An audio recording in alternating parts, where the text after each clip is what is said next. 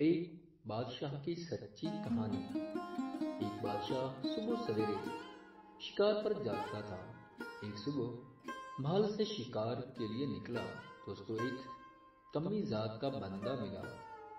وہ شکار پر چلا گیا، سارا دن شکار تلاش کرتا رہا مگر اس کو شکار نہیں ملا۔ وہ تھک ہار کر واپس آ گیا۔ اس نے محل آ کر اپنے فوجیوں کو حکم دیا کہ اس بندے کو پکڑ کر لے آؤ۔ وہ اس کمی ذات بندے کو پکڑ کر لے آئے، بادشاہ کے حضور پیش کیا گیا۔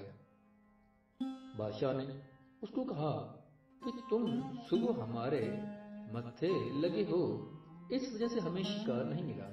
تم بہت منحوس انسان ہو اور اس منحوسی کی وجہ سے میں تمہیں پھانسی دیتا ہوں۔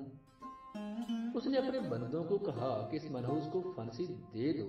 جب اس کے بندے اس کو لے جانے لگے تو اس نے کہا کہ بادشاہ سلامت، میں آخری بار کچھ عرض کرنا چاہتا ہوں۔ بادشاہ نے کہا کہ اجازت ہے، کہو کیا کہنا چاہتے ہو۔ اس نے کہا کہ بادشاہ سلامت، میرے متھے لگنے پر آپ کو صرف شکار نہیں ملا، پر یہ بھی تو دیکھیں نا کہ آپ کے متھے لگنے پر مجھے پھانسی ہو رہی ہے۔